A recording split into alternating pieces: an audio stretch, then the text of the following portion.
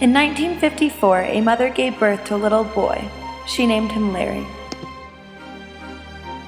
Larry had cerebral palsy. Doctors said the best decision would be to institutionalize Larry. He would need a lot of medical services and support. If he wasn't institutionalized now, he would just be institutionalized later in his life. So she took him to live in the Grand Junction Institute for the Mentally and Physically Disabled. It was common for institutions to have 50 to 60 children in one room with one caregiver who was overworked and underpaid. Larry was part of this degrading and unjust system. Although his body was so crippled that he required a wheelchair and his speech was difficult to understand, his mind was sharp and alert, completely intact, as he often said. When Larry was 18, he went to live at the Heritage House in Lakewood, Colorado. It was there that he met Wade Blank, a colleague of Dr. Martin Luther King Jr. Wade was head of the youth wing. He set up a work program and a committee that arranged social events and outings. Larry and the other residents were given a voice. They got to decide what food they ate, and they even got to go to the concerts. And they even got to have TVs and stereos in their rooms. Wade gave the power back to the people.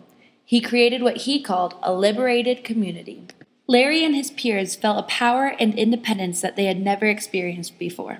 However, when Wayne suggested that the residents move into their own apartments, he was fired and a restraining order was placed against him. Wayne continued to do what he knew was right. Over the next 6 months, 18 residents went to live in apartments arranged by Wade. Wade called this community Atlantis. And what was the thing that you disliked about the Heritage House the most? He's terrible. He's terrible. Wade continued to empower what came to be known as the Gang of 19. In the 1970s, RTD buses were not handicap accessible. Individuals with disabilities were being denied the right to use public transportation, so they decided to fight. In 1978, the Gang of 19 abandoned their wheelchairs in the middle of Colfax and Broadway. They laid in the street for 24 hours, obstructing the pathway of all RTD buses. The police were not able to arrest them, for their police cars were not handicap accessible. Their nonviolent protest was successful. Soon after, RTD became handicap accessible.